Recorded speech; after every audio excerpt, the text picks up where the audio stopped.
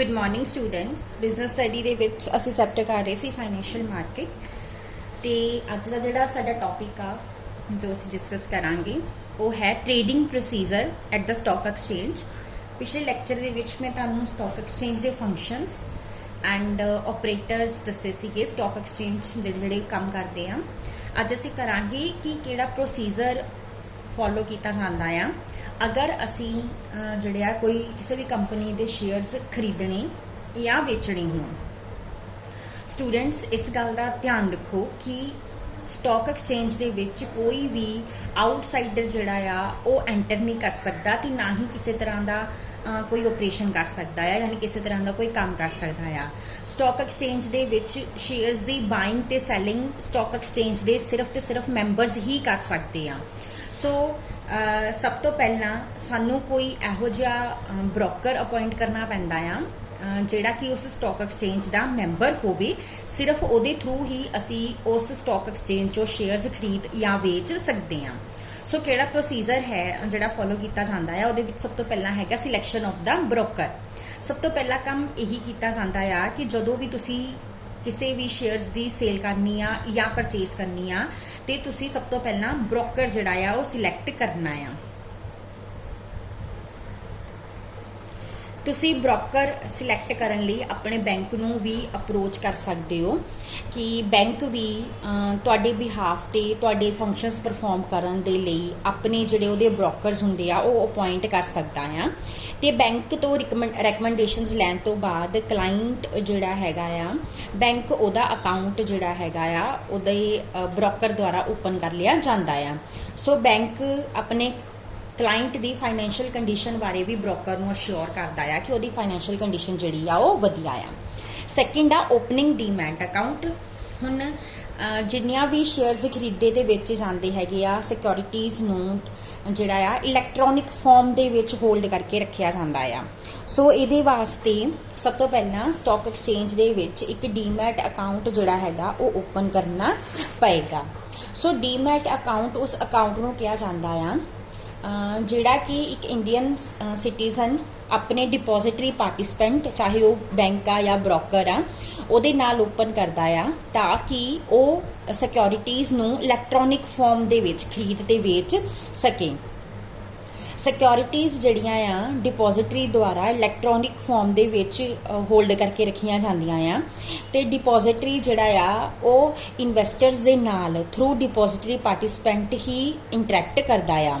सो depository participant जिहड़ा आ वो securities दा अकाउंट मेनटेन करके रखदा आ ते इन्वेस्टर्स नूं उहदे अकाउंट दे स्टेटस बारे टाइम टू टाइम इनफॉर्म करदा रहिंदा आ। उस तो बाद placing an order. Broker select करन तो बाद क्लाइंट जिहड़ा हैगा आ वो शेयर्स नूं परचेज करन दा या सेल करन दा ऑर्डर जिहड़ा आ वो प्लेस करदा आ। सो ब्रोकर भी अपने क्लाइंट नूं गाइड करदा आ भी किस तरह दी सिक्योरिटीज़ खरीदनियां चाहिदियां आ ते किहड़े टाइम ते खरीदनियां चाहिदियां आ। और जे क्लाइंट सिक्योरिटी सैल करना चाहता है तो ब्रोकर हमेशा उन्होंने वो टाइम सही टाइम दसदा है भी कदों उन्होंने सेल की जाए। सो ब्रोकर नूं दस्सिया जांदा है कि किन्ने शेयर्स परचेज करने आ ते किस प्राइस ते परचेज करने आ। कई बारी की हुंदा आ कि एक असी डेफिनेट प्राइस दिन्ने आ कि इस प्राइस ते ही परचेज करनी आ और कई वेले एक मिनीमम प्राइस दस्सिया जांदा आ कि घट्टो घट्ट इन्ने रेट ते परचेज जिहड़ी कीती जावे। सो ब्रोकर जिहड़ा आ वो कोशिश करदा है कि जो भी क्लाइंट ने उन्होंने प्राइस दस्सिया आ उहदे एज नियर एज पॉसीबल वो परचेज करे। सो ब्रोकर नूं बारगेनिंग करन दे लई भी कुछ चॉइसिस जिहड़ियां दित्तियां जांदियां आ। उस तो बाद नैक्सट है एग्जीक्यूटिंग द ऑर्डर। जिहड़ा स्टॉक एक्सचेंज का ट्रेडिंग फ्लोर आ वो डिफरेंट पार्ट्स दे विच डिवाइडेड आ ते उन्हां पार्ट्स नूं ट्रेडिंग पोस्ट कहा जांदा आ। सो डिफरेंट पोस्ट जिहड़ियां आ डिफरेंट टाइप दी सिक्योरिटीज़ दे विच डील करदियां आ।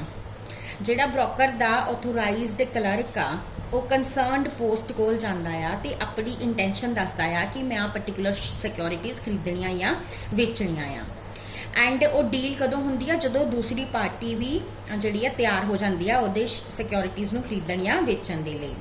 ਸੋ ਜਿਹੜੀ ਬਾਰਗੇਨਿੰਗ ਹੈਗੀ ਆ ਉਹ ਇੱਕ ਪ੍ਰਾਈਸ ਮੈਂਸ਼ਨ ਕਰਕੇ ਤੇ ਕਿੰਨੀਆਂ ਸਿਕਿਉਰਿਟੀਜ਼ ਖਰੀਦੀਆਂ ਗਈਆਂ ਆ ਇਹ ਮੈਂਸ਼ਨ ਕਰਕੇ ਸਟਰਕ ਕੀਤੀ ਜਾਂਦੀ ਆ ਔਰ ਇਹ ਕੰਮ ਦੋਨੋਂ ਪਾਰਟੀਜ਼ ਦੇ ਦੋਨੋਂ ਬ੍ਰੋਕਰਸ ਦੇ ਜਿਹੜੇ ਆ ਕਲਰਕ ਉਹ ਕਰਦੇ ਆ। ਸੋ ਬਾਰਗੇਨ ਨੂੰ ਨੋਟਬੁੱਕ ਦੇ ਵਿੱਚ ਦੋਨੋਂ ਪਾਰਟੀਜ਼ ਰਿਕਾਰਡ ਕਰ ਲੈਂਦੀਆਂ ਆ ਤੇ ਉਹਦੀ ਇੱਕ ਛੋਟੀ ਜਿਹੀ ਸਲਿੱਪ ਜਾਂ ਉਹਦੀ ਬਰੀਫ ਡਿਟੇਲ ਦਿੱਤੀ ਹੁੰਦੀ ਆ ਉੱਥੇ ਇੱਕ ਬਾਕਸ ਦੇ ਵਿੱਚ ਰੱਖ ਦਿੱਤੀ ਜਾਂਦੀ ਆ ਤੇ ਉਸ ਬਾਕਸ ਦੇ ਵਿੱਚੋਂ ਉਸ ਸਲਿੱਪ ਨੂੰ ਚੁੱਕ ਕੇ ਹੀ ਆਫੀਸ਼ੀਅਲੀ ਜਿਹੜੀ ਹੈਗੀ ਅਨਾਉਂਸਮੈਂਟ ਕੀਤੀ ਜਾਂਦੀ ਆ ਵੀ ਕਿਸ ਪ੍ਰਾਈਸ ਤੇ ਕਿਹੜੇ ਸ਼ੇਅਰਸ ਜਿਹੜੇ ਖਰੀਦੇ ਦੇ ਵਿੱਚ ਗਏ। ਉਸ ਤੋਂ ਬਾਅਦ ਲਾਸਟ ਆ ਸੈਟਲਮੈਂਟ। ਡੀਲ ਜਿਹੜੀ ਆ ਸੈਟਲ ਕੀਤੀ ਜਾਂਦੀ ਆ ਜਿਸ ਦਿਨ ਡੀਲ ਹੋਈ ਆ ਉਹਦੇ ਤੋਂ ਪਲੱਸ 2 ਦਿਨ ਮਤਲਬ 2 ਦਿਨ ਬਾਅਦ। ਸੋ ਇਹਦਾ ਮਤਲਬ ਆ ਕਿ ਅਗਰ ਡੀਲ ਮੰਡੇ ਨੂੰ ਹੋਈ ਆ ਤਾਂ ਉਹਦੀ ਸੈਟਲਮੈਂਟ ਵੈਡਨਸਡੇ ਨੂੰ ਕੀਤੀ ਜਾਂਦੀ ਆ। ਸਾਰੀਆਂ ਟ੍ਰੇਡਿੰਗਸ ਜਿਹੜੀਆਂ ਹੈਗੀਆਂ ਆ ਉਹ ਮੰਡੇ ਟੂ ਫਰਾਈਡੇ ਦੇ ਵਿੱਚ ਕੀਤੀਆਂ ਜਾਂਦੀਆਂ ਆ ਸਵੇਰ ਦੇ 9:55 ਤੋਂ ਲੈ ਕੇ ਦੁਪਹਿਰ ਦੇ 3:30 ਵਜੇ ਤੱਕ। ਇਹ ਸਟੈਂਡਰਡ ਟਾਈਮ ਆ ਇੰਡੀਆ ਦਾ ਸਟਾਕ ਐਕਸਚੇਂਜ ਦਾ। ਔਰ ਜਿਹੜੀ ਡਿਲੀਵਰੀ ਕੀਤੀ ਜਾਂਦੀ ਆ ਸ਼ੇਅਰਸ ਦੀ ਉਹ ਡੀਮਟੀਰੀਅਲਾਈਜ਼ਡ ਫਾਰਮ ਦੇ ਵਿੱਚ ਕੀਤੀ ਜਾਂਦੀ ਆ ਔਰ ਸਾਰੀਆਂ ਸਟਾਕ ਐਕਸਚੇਂਜਸ ਦੇ ਆਪਣੇ ਆਪਣੇ ਕਲੀਅਰਿੰਗ ਹਾਊਸਿਸ ਹੁੰਦੇ ਆ ਜਿਹੜੇ ਕਿ ਆਪਣਾ ਸਾਰਾ ਸੈਟਲਮੈਂਟ ਰਿਸਕ ਜਿਹੜਾ ਆ ਉਹ ਲੈਂਦੇ ਆ। ਇਹ ਸਾਰਾ ਸਾਡਾ ਕੀ ਆ ਪ੍ਰੋਸੀਜਰ ਆ ਜਿਹੜਾ ਕਿ ਫੋਲੋ ਕੀਤਾ ਜਾਂਦਾ ਆ ਅਗਰ ਅਸੀਂ ਸਿਕਿਉਰਿਟੀਜ਼ ਦੀ ਸੇਲ ਜਾਂ ਪਰਚੇਸ ਕਰਨੀ ਹੋਵੇ। ਉਸ ਤੋਂ ਬਾਅਦ ਆ ਡਿਪੋਜ਼ਿਟਰੀ ਸਰਵਿਸਿਜ਼। ਹੁਣ ਡਿਪੋਜ਼ਿਟਰੀ ਸਰਵਿਸਿਜ਼ ਹੈ ਕਿ ਇਹ ਇੱਕ ਸਿਸਟਮ ਆ ਜਿਹਦੇ ਵਿੱਚ ਸਕ੍ਰਿਪਟਸ ਦੀ ਸੈਟਲਮੈਂਟ ਤੇ ਉਹਦੀ ਟ੍ਰਾਂਸਫਰ ਜਿਹੜੀ ਆ ਕਿਸੇ ਟ੍ਰੈਡੀਸ਼ਨਲ ਮੈਥਡ ਦੇ ਥਰੂ ਨਹੀਂ ਕੀਤੀ ਜਾਂਦੀ ਯਾਨੀ ਕਿ ਕੋਈ ਵੀ ਫਿਜ਼ੀਕਲ ਡਿਲੀਵਰੀ ਜਿਹੜੀ ਆ ਨਹੀਂ ਕੀਤੀ ਜਾਂਦੀ ਬਲਕਿ ਇਲੈਕਟ੍ਰੋਨਿਕਲੀ ਕੀਤੀ ਜਾਂਦੀ ਆ। ਮਤਲਬ ਇਲੈਕਟ੍ਰੋਨਿਕ ਟ੍ਰਾਂਸਫਰ ਜਿਹੜੀ ਆ ਸਿਕਿਉਰਿਟੀਜ਼ ਦੀ ਓਨਰਸ਼ਿਪ ਦੀ ਕੀਤੀ ਜਾਂਦੀ ਆ ਜਿਹਦੇ ਵਿੱਚ ਕੀ ਆ ਸਿਰਫ ਲੈਜਰਸ ਦੇ ਵਿੱਚ ਜਿਹੜਾ ਡਿਪੋਜ਼ਿਟਰੀ ਹੈਗਾ ਆ ਉਹਦੇ ਲੈਜਰਸ ਦੇ ਵਿੱਚ ਬਸ ਇੱਕ ਐਂਟਰੀ ਕੀਤੀ ਜਾਂਦੀ ਆ ਉਸ ਟ੍ਰਾਂਸਫਰ ਨੂੰ ਕਰਨ ਲਈ ਕੋਈ ਵੀ ਫਿਜ਼ੀਕਲ ਮੂਵਮੈਂਟ ਕੀਤੇ ਬਿਨਾ।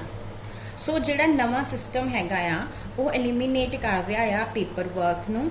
ਆਟੋਮੈਟਿਕ ਤੇ ਟ੍ਰਾਂਸਪੈਰੈਂਟ ਟ੍ਰੇਡਿੰਗ ਜਿਹੜੀ ਸਕ੍ਰਿਪਟਸ ਦੇ ਵਿੱਚ ਹੈਗਾ ਉਹਨੂੰ ਫੈਸਿਲਿਟੇਟ ਕਰ ਰਿਹਾ ਆ। ਨੈਕਸਟ ਆ ਇਹਦੇ ਐਡਵਾਂਟੇਜਸ। ਡਿਪੋਜ਼ਿਟਰੀ ਸਿਸਟਮ ਦੇ ਕੀ ਐਡਵਾਂਟੇਜਸ ਹੈਗੇ ਆ। ਡਿਪੋਜ਼ਿਟਰੀ ਸਿਸਟਮ ਜਿਹੜਾ ਹੈਗਾ ਜੋ ਐਟ ਪ੍ਰੈਜ਼ੈਂਟ ਚੱਲ ਰਿਹਾ ਹੈਗਾ ਆ ਇਹ ਬਹੁਤ ਹੀ ਵਧੀਆ ਫੁੱਲ ਪ੍ਰੂਫ ਸਿਸਟਮ ਆ। ਇਹਦੇ ਨਾਲ ਕਿਸੇ ਤਰ੍ਹਾਂ ਦਾ ਕੋਈ ਪੈਨਿਕ ਕ੍ਰੀਏਟ ਨਹੀਂ ਹੁੰਦਾ ਹੈਗਾ ਆ। ਸੋ ਇਹਦੇ ਨਾਲ ਹਾਈਲੀ ਐਫੀਸ਼ੀਐਂਟ ਮਾਰਕੀਟ ਜਿਹੜੀ ਆ ਉਹਦੀ ਐਮਰਜੈਂਸ ਜਿਹੜੀ ਹੈਗੀ ਉਹ ਡਿਵੈਲਪ ਹੁੰਦੀ ਆ। ਸੋ ਸਿਸਟਮ ਜਿਹੜਾ ਹੈਗਾ ਆ ਇਹਦੇ ਕੀ ਬੈਨੀਫਿਟ ਆ। ਸਭ ਤੋਂ ਪਹਿਲਾਂ ਪੇਪਰ ਵਰਕ ਬਹੁਤ ਜ਼ਿਆਦਾ ਰਿਡਿਊਸ ਹੋ ਗਿਆ ਆ। ਸੈਕਿੰਡ ਜਿਹੜਾ ਫਿਜ਼ੀਕਲ ਸਕ੍ਰਿਪਟਸ ਦੀ ਮੂਵਮੈਂਟ ਦੇ ਵਿੱਚ ਰਿਸਕ ਹੁੰਦਾ ਸੀ ਚੋਰੀ ਦਾ ਫੋਰਜਰੀ ਦਾ ਮਿਊਟੀਲੇਸ਼ਨ ਦਾ ਠੀਕ ਆ ਉਹ ਸਾਰਾ ਰਿਸਕ ਜਿਹੜਾ ਇਹਦੇ ਨਾਲ ਖਤਮ ਹੋ ਚੁੱਕਾ ਆ। ਬੈਡ ਡਿਲੀਵਰੀਜ਼ ਇਹਦੇ ਨਾਲ ਐਲੀਮੀਨੇਟ ਹੋ ਚੁੱਕੀਆਂ ਆ। ਉਸ ਤੋਂ ਇਲਾਵਾ ਸਕ੍ਰਿਪਟਸ ਦੀ ਲਿਕੁਇਡਿਟੀ ਜਿਹੜੀ ਹੈਗੀ ਆ ਉਹ ਵੱਧ ਗਈ ਆ ਕਿਉਂਕਿ ਸਪੀਡਲੀ ਸੈਟਲਮੈਂਟ ਹੁੰਦੀ ਆ ਤੇ ਰਜਿਸਟ੍ਰੇਸ਼ਨ ਦੇ ਵਿੱਚ ਕਿਸੇ ਤਰ੍ਹਾਂ ਦੀ ਜਿਹੜੀ ਡਿਲੇ ਆ ਉਹ ਵੀ ਰਿਡਿਊਸ ਹੋ ਗਈ ਆ। ਨੈਕਸਟ ਕੀ ਆ ਕਿ ਸਿਕਿਉਰਿਟੀਜ਼ ਦੀ ਪਰਚੇਜ਼ ਔਰ ਸੇਲ ਦੀ ਜੋ ਟ੍ਰਾਂਜੈਕਸ਼ਨ ਕਾਸਟ ਹੈਗੀ ਆ ਉਹ ਫਿਜ਼ੀਕਲ ਮੋਡ ਨਾਲੋਂ ਇਸ ਮੋਡ ਦੇ ਵਿੱਚ ਇਲੈਕਟ੍ਰੋਨਿਕ ਮੋਡ ਦੇ ਵਿੱਚ ਕਿਤੇ ਘੱਟ ਆ। ਸਿਕਿਉਰਿਟੀਜ਼ ਦੀ ਟ੍ਰਾਂਸਫਰ ਤੇ ਕੋਈ ਸਟੈਂਪ ਡਿਊਟੀ ਨਹੀਂ ਦਿੱਤੀ ਜਾਂਦੀ।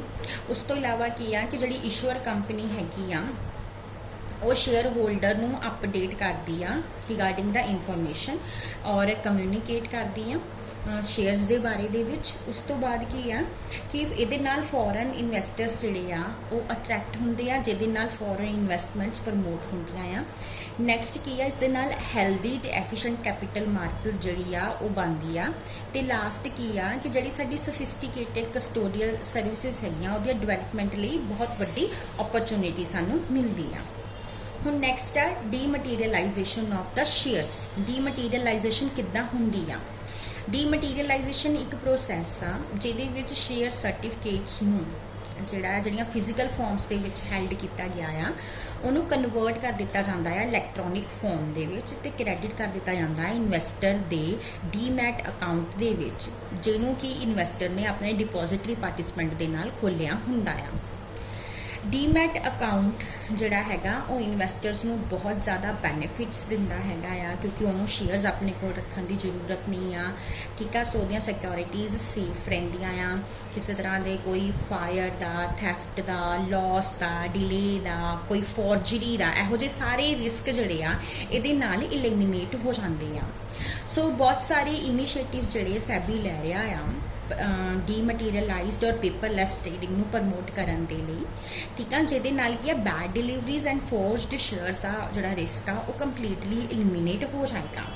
ਸੋ ਜਿਹੜਾ ਸਾਡਾ ਸੈਬੀ ਆ ਉਸ ਨੇ ਕੁਝ ਜਿਹੜੇ ਕਿ ਇੰਸਟੀਟਿਊਸ਼ਨਲ ਇਨਵੈਸਟਰਸ ਨੇ ਉਹਨਾਂ ਦੇ ਵਾਸਤੇ 15 ਜਨਵਰੀ 1998 ਤੋਂ ਜਿਹੜਾ ਹੈਗਾ ਕੰਪਲਸਰੀ ਕਰ ਦਿੱਤਾ ਆ ਕਿ ਸਾਰੀ ਟ੍ਰੇਡਿੰਗ ਜਿਹੜੀ ਆ ਡੀਮਟੀਰੀਅਲਾਈਜ਼ਡ ਫਾਰਮ ਦੇ ਵਿੱਚ ਹੀ ਕੀਤੀ ਜਾਏਗੀ।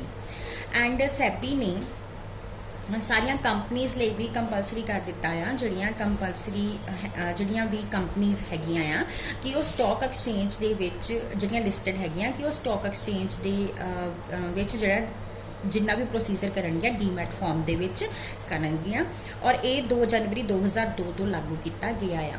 ਸੋ ਜੇ ਇਨਵੈਸਟਰ ਚਾਹੁੰਦੇ ਆ ਇਹੋ ਜਿਹੀਆਂ ਕੰਪਨੀਜ਼ ਦੇ ਨਾਲ ਟ੍ਰੇਡਿੰਗ ਕਰਨੀ ਜਿਨ੍ਹਾਂ ਦੀ national security depository limited and central depository services limited ਦੇ ਨਾਲ ਕਨੈਕਟੀਵਿਟੀ ਹੈਗੀ ਆ, ਸੋ ਉਹਨਾਂ ਨੂੰ ਬੈਨੀਫਿਸ਼ਰੀ ਅਕਾਊਂਟ ਓਪਨ ਹੀ ਕਰਨੇ ਪੈਣਗੇ ਆਪਣੇ ਡਿਪੋਜ਼ਿਟਰੀ ਪਾਰਟਿਸਪੈਂਟਸ ਦੇ ਨਾਲ।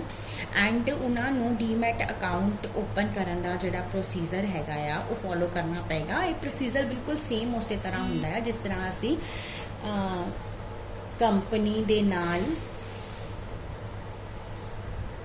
ਬੈਂਕ ਦੇ ਨਾਲ ਅਕਾਊਂਟ ਓਪਨ ਕਰਦੇ ਹਾਂ।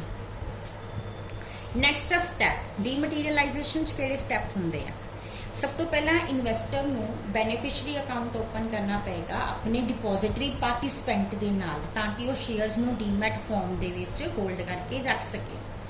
ਜਿਹੜਾ ਇਨਵੈਸਟਰ ਆ ਉਹਨੂੰ ਡੀਮੈਟ ਰਿਕੁਐਸਟ ਫਾਰਮ ਸਬਮਿਟ ਕਰਨਾ ਪਏਗਾ ਤੇ ਸ਼ੇਅਰ ਸਰਟੀਫਿਕੇਟਸ ਜਿਹੜੇ ਹੈਗੇ ਆਪਣੇ ਡਿਪੋਜ਼ਿਟਰੀ ਪਾਰਟਿਸਪੈਂਟ ਨੂੰ ਸਬਮਿਟ ਕਰਨੇ ਪੈਣਗੇ, ਔਰ ਡਿਪੋਜ਼ਿਟਰੀ ਪਾਰਟਿਸਪੈਂਟ ਉਹਦੇ ਸ਼ੇਅਰ ਸਰਟੀਫਿਕੇਟਸ ਨੂੰ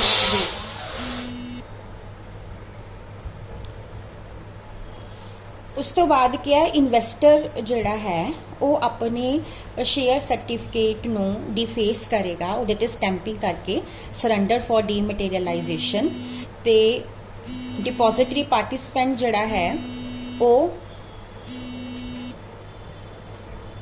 ਡਿਪੋਜ਼ਿਟਰੀ ਪਾਰਟਿਸਪੈਂਟ ਉਹਦੇ ਤੇ 2 ਹੋਲ ਜਿਹੜੇ ਆ ਪੰਚ ਕਰੇਗਾ ਜਿੱਥੇ ਕੰਪਨੀ ਦਾ ਨਾਮ ਹੋਏਗਾ, ਤੇ ਉਹਦੇ ਅਕਰੋਸ 2 ਪੈਰਲਲ ਲਾਈਨਸ ਡਰਾ ਕਰੇਗਾ। ਉਸ ਤੋਂ ਬਾਅਦ ਡਿਪੋਜ਼ਿਟਰੀ ਪਾਰਟਿਸਪੈਂਟ ਐਂਟਰ ਕਰੇਗਾ ਡੀਮੈਟ ਰਿਕੁਐਸਟ ਨੂੰ ਉਸ ਸਿਸਟਮ ਦੇ ਵਿੱਚ ਜਿਹਦੇ ਨਾਲ ਉਹ ਰਿਕੁਐਸਟ ਭੇਜੀ ਜਾਵੇਗੀ ਡਿਪੋਜ਼ਿਟਰੀ ਨੂੰ, ਤੇ ਡਿਪੋਜ਼ਿਟਰੀ ਪਾਰਟਿਸਪੈਂਟ ਜਿਹੜਾ ਆ ਫਿਜ਼ੀਕਲ ਸਰਟੀਫਿਕੇਟਸ ਵੀ ਡਿਸਪੈਚ ਕਰੇਗਾ ਡੀਮੈਟ ਰਿਕੁਐਸਟ ਦੇ ਨਾਲ ਰਜਿਸਟਰਾਰ ਨੂੰ ਤੇ ਟ੍ਰਾਂਸਫਰ ਏਜੰਟਸ ਨੂੰ। ਡਿਪੋਜ਼ਿਟਰੀ ਜਿਹੜਾ ਹੈ ਉਹ ਉਸਦੀ ਜਿਹੜੀ ਰਿਕਾਰਡ ਹੈਗਾ ਆ ਉਹਦੇ ਡਿਟੇਲਸ ਨੂੰ, ਇਲੈਕਟ੍ਰੋਨਿਕ ਰਿਕੁਐਸਟ ਦੀ ਡਿਟੇਲਸ ਨੂੰ ਆਪਣੇ ਸਿਸਟਮ ਦੇ ਵਿੱਚ ਰਿਕਾਰਡ ਕਰੇਗਾ, ਤੇ ਉਸਦੀ ਰਿਕੁਐਸਟ ਅੱਗੇ ਫਰਦਰ ਆਰਟੀਏ ਨੂੰ ਜਾਂ ਇਸ਼ੂਅਰ ਕੰਪਨੀ ਨੂੰ ਉਹ ਫਾਰਵਰਡ ਕਰ ਦੇਗਾ। ਨੈਕਸਟ ਕੀ ਆ, ਆਰਟੀਏ ਔਰ ਇਸ਼ੂਅਰ ਕੰਪਨੀ ਜਿਹੜੀ ਹੈਗੀ ਆ ਉਹ ਰਿਕੁਐਸਟ ਰਿਸੀਵ ਕਰਨ ਤੋਂ ਬਾਅਦ ਔਰ ਫਿਜ਼ੀਕਲ ਡਾਕੂਮੈਂਟਸ ਨੂੰ ਵੈਰੀਫਾਈ ਤੇ ਚੈੱਕ ਕਰਦੀ ਆ। ਉਹਦੇ ਤੋਂ ਬਾਅਦ ਅਗਰ ਸਾਰੇ ਡਾਕੂਮੈਂਟਸ ਉਹਨੂੰ ਇਨ ਆਰਡਰ ਸਹੀ ਲੱਗਦੇ ਆ ਤਾਂ ਉਹਨਾਂ ਸਿਕਿਉਰਿਟੀਜ਼ ਨੂੰ ਜਿਹੜਾ ਹੈਗਾ ਆ ਕਨਫਰਮ ਕਰਤਾ ਜਾਂਦਾ ਆ ਇਲੈਕਟ੍ਰੋਨਿਕਲੀ ਕਨਵਰਸ਼ਨ ਲਈ। ਡਿਪੋਜ਼ਿਟਰੀ ਉਸਦੀਆਂ ਡੀਮੈਟੀਰੀਅਲਾਈਜ਼ਡ ਸਿਕਿਉਰਿਟੀਜ਼ ਨੂੰ ਉਸਦੇ ਬੈਨੀਫਿਸ਼ਰੀ ਦੇ ਅਕਾਊਂਟ ਦੇ ਵਿੱਚ ਕ੍ਰੈਡਿਟ ਕਰ ਦਿੰਦਾ ਆ, ਤੇ ਡੀਪੀ ਨੂੰ ਜਿਹੜਾ ਆ ਇੰਟੀਮੇਟ ਕਰ ਦਿੰਦਾ ਆ, ਤੇ ਡੀਪੀ ਜਿਹੜਾ ਆ ਉਹਨੂੰ ਸਟੇਟਮੈਂਟ ਆਫ ਟ੍ਰਾਂਜੈਕਸ਼ਨ ਜਿਹੜੀ ਕਲਾਇੰਟ ਨੂੰ ਇਸ਼ੂ ਕਰ ਦਿੰਦਾ ਆ। ਸੋ ਇਨਵੈਸਟਰ ਆਪਣਾ ਡੀਮੈਟ ਅਕਾਊਂਟ ਕਲੋਜ਼ ਕਰਦਾ ਆ ਬਾਈ ਗਿਵਿੰਗ ਐਨ ਐਪਲੀਕੇਸ਼ਨ ਇਨ ਪ੍ਰੈਸਕ੍ਰਾਈਬਡ ਫਾਰਮ, ਔਰ ਅਗਰ ਕਿਸੇ ਤਰ੍ਹਾਂ ਦਾ ਕੋਈ ਬੈਲੈਂਸ ਹੋਵੇ ਤਾਂ ਉਹ ਕੁਝ ਸਟੈਪਸ ਉਹਨੂੰ ਫੋਲੋ ਕਰਨੇ ਪੈਣਗੇ। ਸਭ ਤੋਂ ਪਹਿਲਾਂ ਰੀਮਟੀਰੀਅਲਾਈਜ਼ੇਸ਼ਨ ਕਰਨੀ ਪਏਗੀ ਐਂਡ ਉਸ ਤੋਂ ਬਾਅਦ ਉਸ ਬੈਲੈਂਸ ਨੂੰ ਟ੍ਰਾਂਸਫਰ ਕਰਨਾ ਪਏਗਾ। ਸੋ ਇਹਦੇ ਨਾਲ ਹੀ ਸਾਡਾ ਇਹ ਟੌਪਿਕ ਜਿਹੜਾ ਆ ਖਤਮ ਹੁੰਦਾ ਆ। ਕੱਲ੍ਹ ਅਸੀਂ ਨੈਕਸਟ ਟੌਪਿਕ ਕਰਾਂਗੇ। Thank you.